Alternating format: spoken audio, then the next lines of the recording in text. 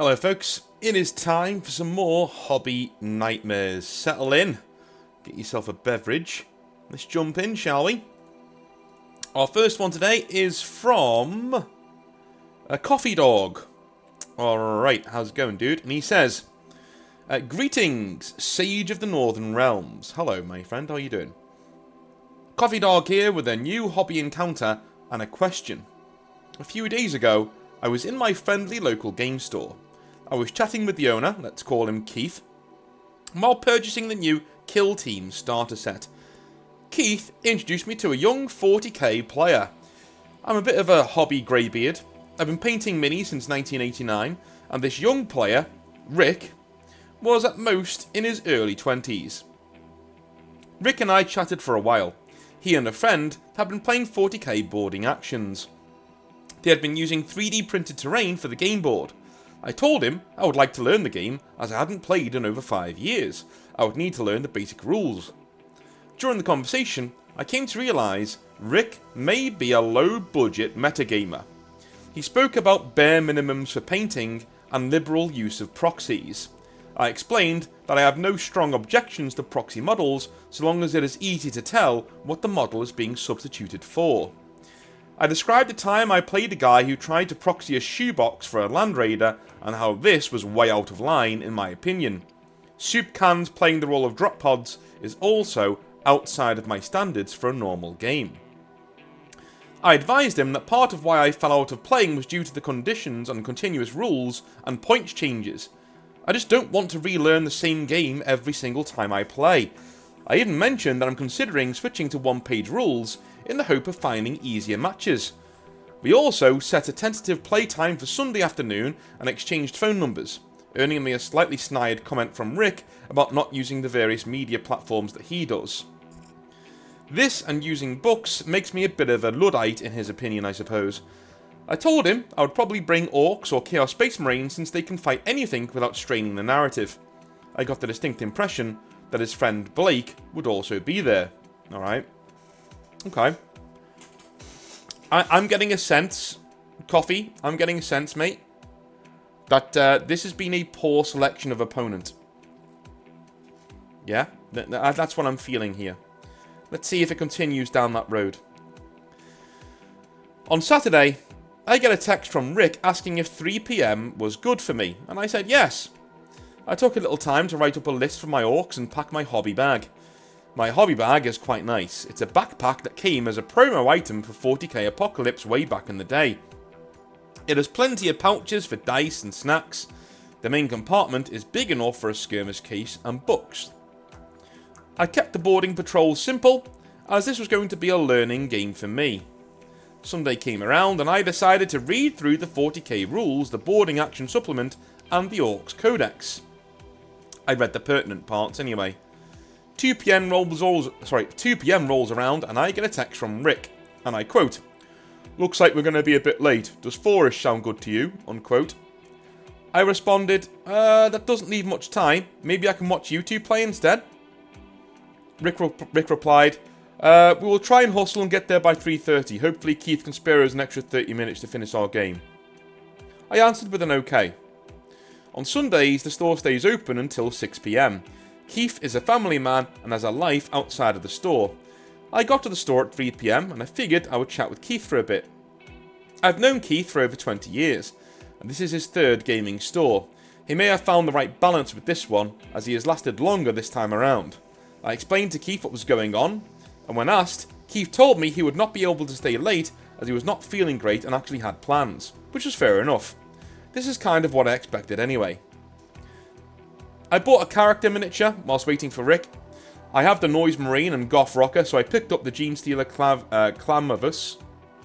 I am now assembling a 40k rock band. Maybe I'll use some Howling Banshees for chorus girls, we'll see. At 3:55 PM, Rick texts saying, be there at ASAP, looking like in 10 minutes. Feel free to get a mission set up and such, looking like a 4-player game. At this point, I was feeling like I was not getting the game I was hoping for. Knowing how fragile 3D prints can be, I did not want to mess up the terrain. I was looking for a learning game. I did not want to be another player's tag-along. I certainly did not want to try and learn with 3 other players complicating the process for me. I sent, and I quote, no worries, we can try again another time. I'm not ready for multiplayer just yet. Rick sent another text saying, 1v1 would be okay. I had already decided that I was kind of done. I explained to Keith my impressions of the situation and why I wouldn't be playing. I have not yet responded to Rick's last message as I'm a bit irritated and don't want to be hurtful. I feel like Rick being so young may be a part of the issue here. But, am I the hobby nightmare? Regards, Coffee Dog. No, I don't think you are. As long as things were laid out that clearly, I don't think you were being, you know, harsh or a hobby nightmare at all. No, mate, I think you've done just fine there. You've seen a situation developing that's not up your alley, and you decided quite respectfully to take a back step and say, no, I'm going to go away and I'm not going to play this game. You've basically done what I advise you to do, right? If you're not feeling it, don't play it. It's just how it is. If you're not feeling it, your hobby time is precious. Don't let people invade it who are going to, shall we say, ruin your day, right? If you can sense it coming, sidestep it, go play something else, or go do something else with your time. This guy changed up the not the rules, but the parameters so many times that I'm also starting to smell a rat. I'm not saying he's going to be cheating or doing like something terrible. No. I mean like he's just going to be an irritating person to play, and maybe you two aren't going to get along in terms of being in the hobby, right? So it's best to take a step back, let him play with his friends. He's got 3 friends there, or 2 friends there with him, because he wanted a 4-player game, right? So he's going to get a game in anyway. You know, maybe you two weren't vibing, and as I said before, you basically picked the wrong opponent right at the start. You know what I mean? Right at the start. But you did the right thing, in my opinion. It may sound terrible, but it's fine, dude. It's fine. Right. Next up is Luke. He says, hello, North. Luke the Aussie here, back again with another hobby nightmare. As always, I hope you and your family are doing well and are relaxing whilst drinking a beverage of your choice. I am, sir. Thank you. This hobby nightmare is brought on by my memory of a play that I have forgotten about, which I watched... until I watched your recent What Does Your 40k Army Say About You video, and how pretty accurate it is, and how it'll relate to this opponent. Take a guess which army/hobbies he does. Have a sip of a drink, and let's get into the nightmare. Okay, alright, cool. Well, there will be a sequel to that video, either this Thursday or next Tuesday, depending on when I can get a hold of Amber King, or when I want to do the sequel myself. We'll see. But yeah, it will be coming either late this week or early next week, so. Imperial Knights players, I've heard you. Okay, stop moaning. You'll be in the next video. So back before the days of the lockdowns by a year, my local Games Workshop was allowing players to play in the shop. Great community, and the workers were great as well. They were so busy, they had 5 workers, and it wasn't even a flagship store. They just did that well. I was a regular who went to the shop every single shift just to hang out or to play some games. I always had an army in my car to take out if somebody wanted a game. We even had a Facebook group page to show off our painting or to find an opponent to play in the store. It was a grand old time. It was a Saturday in the height of summer, and in the town I was at, it was around 45 degrees Celsius. Oh my god. Oh my god. So for those of you who want a context, like where I live, if it gets to 30, everybody's melting. It's uncomfortable. 30 is uncomfortable. 45, that's heat stroke. That is 5 minutes outside of light cardio, you're getting heat stroke. That's mental. The Games Workshop had great air conditioning, and so I packed my minis and headed into the shop. 2 of the employees, we'll call them Jim and Peter. Jim was the assistant manager, and Peter was relatively new, but past the probationary period of his employment. Surprisingly, for a Saturday, it was very empty, so I went in onto the community page and asked if anybody wanted a game of 40k. I got a response quickly by a guy I'll call Gary.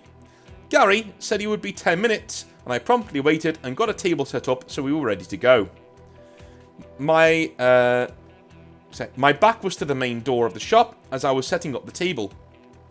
I hear the bell at the door ring as the door opened, and Jim greeted who came in. As the door closed, that's when I smelt it.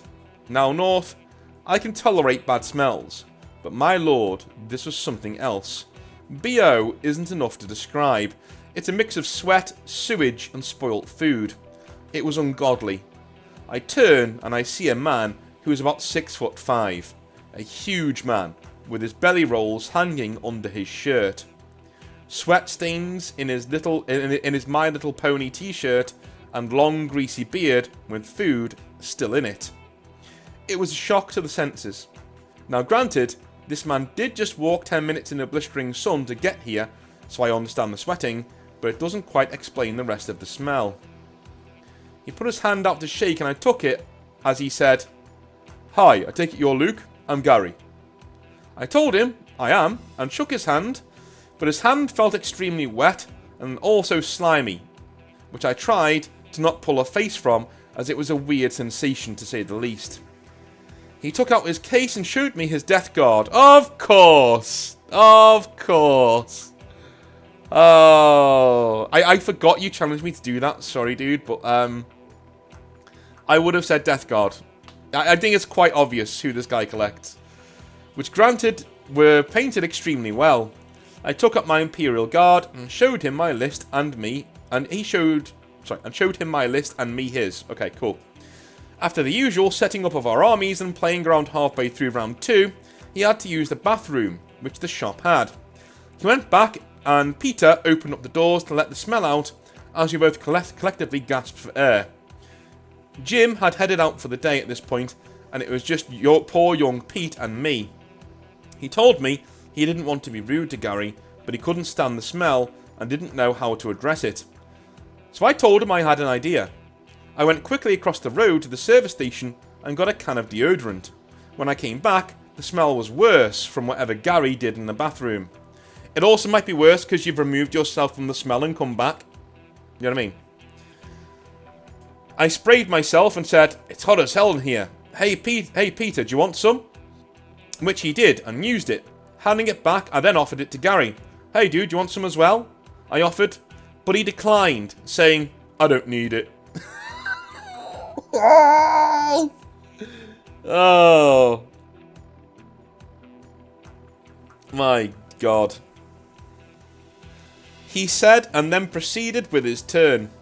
I, in a joking tone, said, "In this heat? Dude, I think we all do." I tried to play it off and Peter followed suit with a jest, but Gary stood up straight. "Oh, you think I stink, hey?" he said, quite seriously. Oh no. Oh no. I think we all do, man, I said. We are all smelly nerds here. We are all smelly nerds here. I figured we might as well we might make it smell a bit less bad, I said, before Gary frowns and slams the table with his meaty hand. "I'm not smelly, and I'm not going to stand here and be teased by people like you. I came here for a fun game and you two pick on me. I'm leaving a review on this place, and on the group chat about you, you'll never play here again," he yelled as he started packing up. Yeah, you touched the nerve. You touched the nerve, dude. Again, I don't think you're in the wrong. Yeah. Obviously, this guy's been told this before. That's my thought here. This isn't the first game. Sorry, the first game. The first time this guy has been called out like this. So even though you've done it in a very respectful, quiet way, that he could literally just take the deodorant and be done with it, he's obviously had this before, you know? Both Peter and I looked at each other confused and shocked at this sudden outburst, and we just let him leave. But before he exits the shop, he told Peter he owed him compensation for wasting his time, and will be speaking to the manager when he's in next. He picks up his case and exits the building.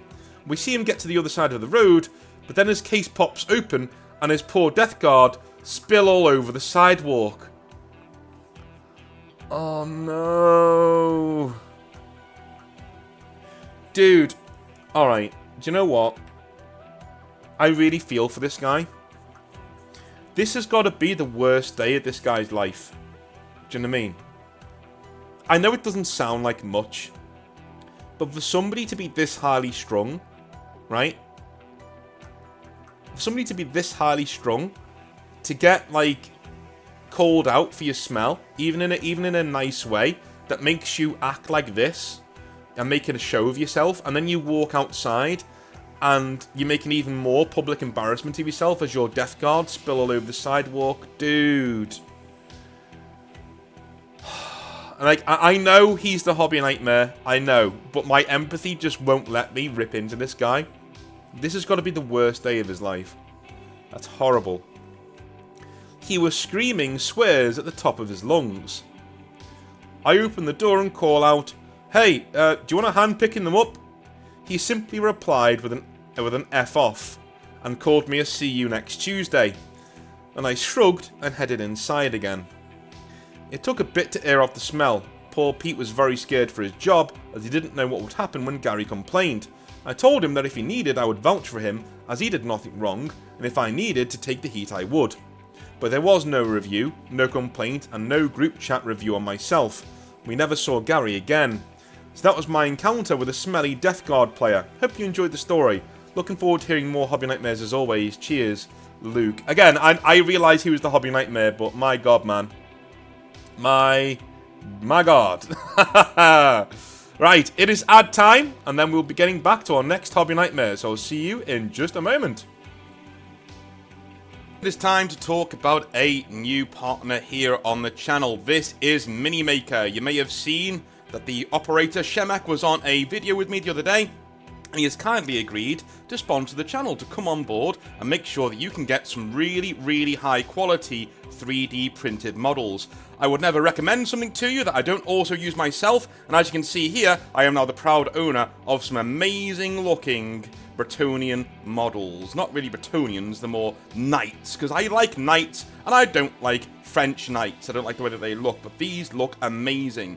And they're not even the highest quality that he does in his store. So if you're looking for any sort of 3D printed models in any sort of game that is out there that you may want to play, whether it be Grimdark Future or Age of Fantasy, any sort of proxies that you need for your Warhammer Fantasy battles, Warhammer 40k battles, anything that you need from over there that you want, a specific bespoke model that looks amazing on the tabletop, extremely highly detailed. Look at the saddlebags on this man. Look at the riz that he's marching on there with his bear encrusted shield. It's awesome. I love Minimaker.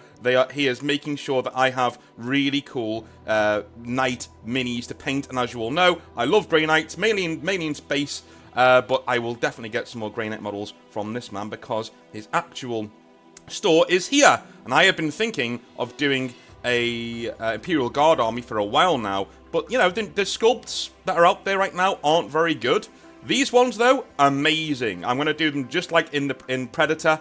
I'm going to have them all there. I'm going to get myself an Arnold Schwarzenegger-style model. It's going to be fantastic. And with Minimaker's really cool control over quality, I can decide what kind of budget I'm working with. Am I working with budget, which means I get less detail, but it's a bit cheaper? Or am I working with a display quality model, where I'm going to put them on the shelf and they're going to be amazing for my friends to look at? They're a bit more brittle, but they're really highly detailed. Or are they going to be in grey, like the knights I just showed you? I literally ordered those knights thinking, they're not going to look like that. Dude, they looked just like they did in the file page. I was so impressed. So, if you want to get some models for yourself, try Minimaker out. It's an amazing service, and use the promo code Northern Exile, all in capital letters, all one word, to get yourself 10% off your order at checkout. They do worldwide shipping, worldwide, for €10. Yeah, an amazing service. Check them out, and thank you again, Minimaker, for sponsoring the channel. You guys do great work. Cheers. I still need to paint my Imperial Guard that I've gotten, but I will do. It is one of those things that I need to be getting done, because we're going to be having a game with Morty and Glory pretty soon, so that's going to be pretty cool. Although I'm not using the Guard for that. I will be using the Emperor's Wolves, which I will talk about another time. So, let's jump in to our next Hobby Nightmare, and it is a cool one, because I think there are some Hobby Nightmares that we get that really do exemplify what a bad player looks like in 40k, right? Most of the time, do you know when I say things like plausible deniability? Yeah? This is kind of what this guy, next guy does, and when I read it last night. Anyway, let me read it for you. It's from Lance. So, he says, "Hi North, my name is Lance, and I've seen a few of your videos now. Well, good for you, man of culture. And decided to send in my own hobby nightmare. Although, it may be more of a hobby annoyance instead of a nightmare. I just started playing Warhammer a few months ago, and decided to go with Adeptus Mechanicus, not knowing how bad they were." They're better now than they used to be, but my giddy aunt, they were awful earlier on in 10th. Perhaps not all bad, but mixed with my poor dice rolling that I have always had, and being new to the game, I performed rather poorly for about the first month or so. My local hobby store has a Discord server where we organise games, and they are usually considered to be just for fun. The casual games, unless otherwise specified. This went great for the first few games of Combat Patrol and eventually 1000 point games. Unfortunately, I did eventually come across the hobbyist this email is about, and we'll call him Jim. He has played the game for a while, I think since mid-9th, and owns 4 armies. Okay, alright. Well, mid-9th is still pretty new, but I consider it new anyway. Moving on.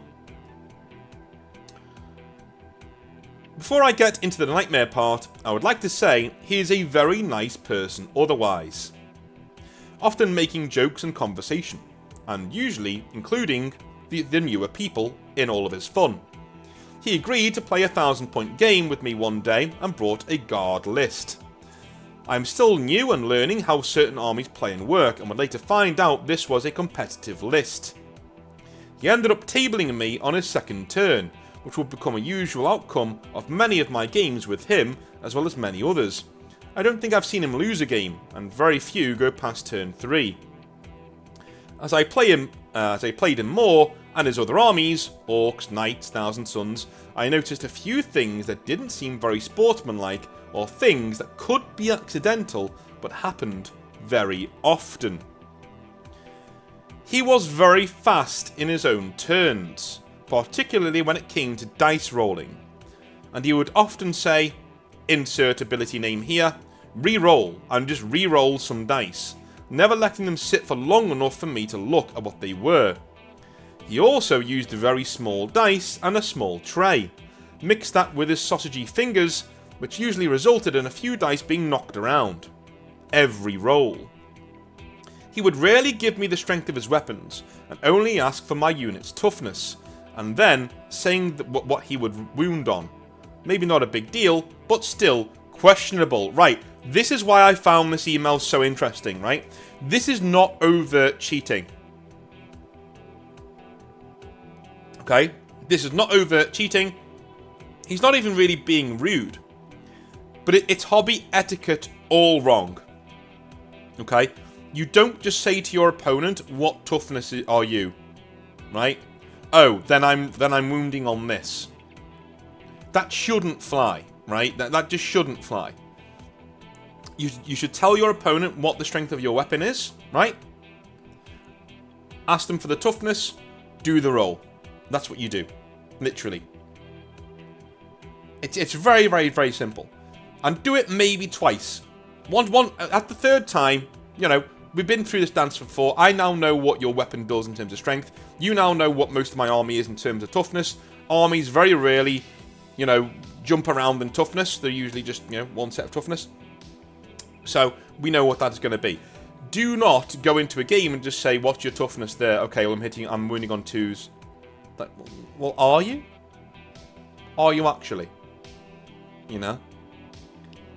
And the other thing there that really does get to me is, you know, usability names. So like he says, Grey Knight Terminators reroll, and he re-rolls some dice. What? Why? Why did you get a reroll? Explain why. At least once. Explain very quickly why. And if I want to see it in your codex, show me. Have it ready. You know? Have it ready. Have it there. That's what we're using.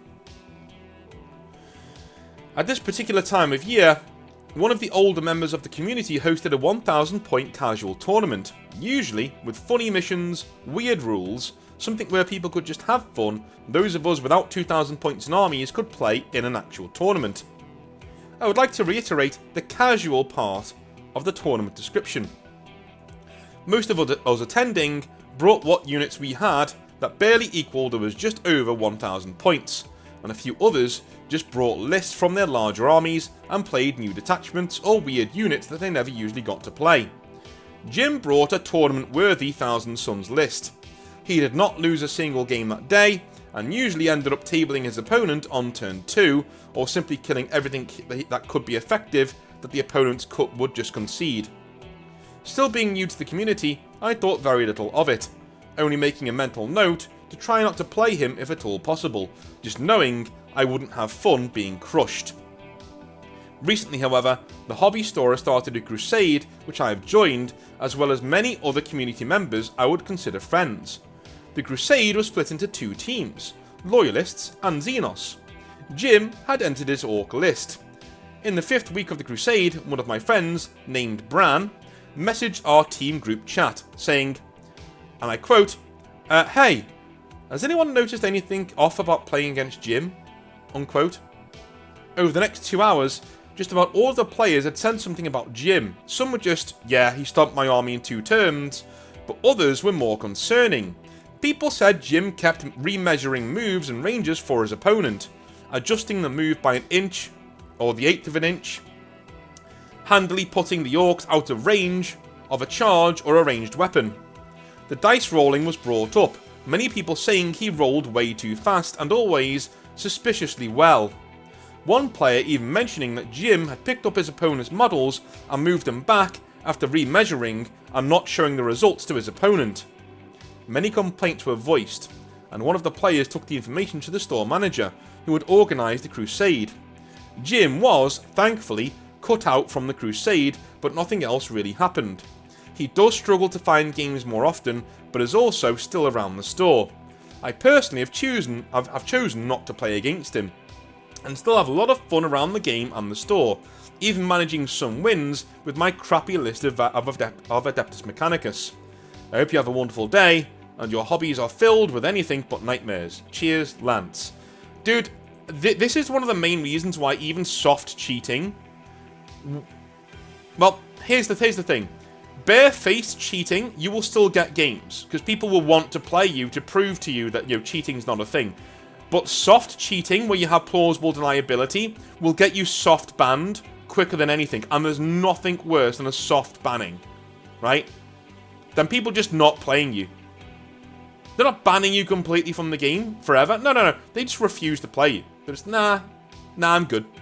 I'm good. I'm not gonna play you, right? There is absolutely... This guy must be living a miserable life. I'm serious. A miserable, miserable life. Imagine being into toy soldiers and literally nobody wants to play you because of how you are. Dude, lowest of the low, and, and it has been a day of empathy here. I kind of feel sorry for him not getting any games in, but at the same time, he brought it on himself. Absolutely brought it on himself, Especially, it's even worse, it cuts deeper when the guy's a nice guy most of the time. Do you know what I mean? It cuts even deeper then. It's like, oh, dude, really? Serious? You being serious? Awful, dude. Anyway, I will see you tomorrow for another 40k rant, and then I will see you on Friday for some more hobby nightmares. Have a wonderful rest of your day. I'll speak to you soon. Have a good one. Bye now.